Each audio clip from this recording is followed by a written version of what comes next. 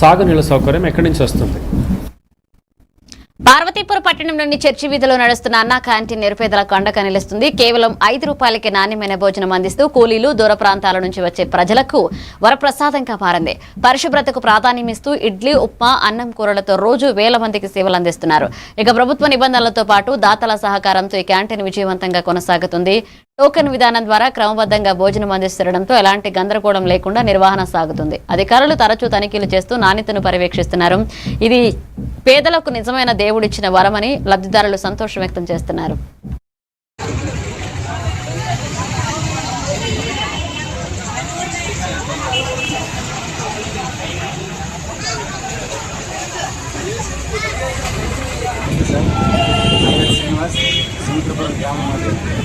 చాలా దూరం నుంచి వచ్చాము.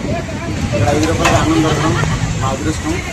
రెండో విషయం ఏంటంటే బోనం డిసిషన్ గారు వచ్చిన తర్వాత ప్రతిరోజు కూడా మాకు 5 రూపాయలకి టిఫిన్ దొరుకుతుంది, 5 రూపాయలకి అన్నం దొరుకుతుంది, 5 రూపాయలకి అదే రకంగా రాత్రికి కూడా భోజనం దొరుకుతుంది. మేము చాలా దూరం నుంచి వచ్చినా సరే మాకు ఒక రోడ్డు రవాణా సమస్య కూడా ఏర్పాటు చేశారు. శుభ్రంగా ఉంది, బాగుపడ్డాం. ఇంకో విషయం ఏంటంటే ఈ రోజుల్లో కూడా మళ్ళీ టీడీపీ వస్తే ఇంకోసారి కూడా ఆహ్వానించి మరీ కూడా ఓటేస్తామని చెప్తున్నాం. విజయనగరం జిల్లా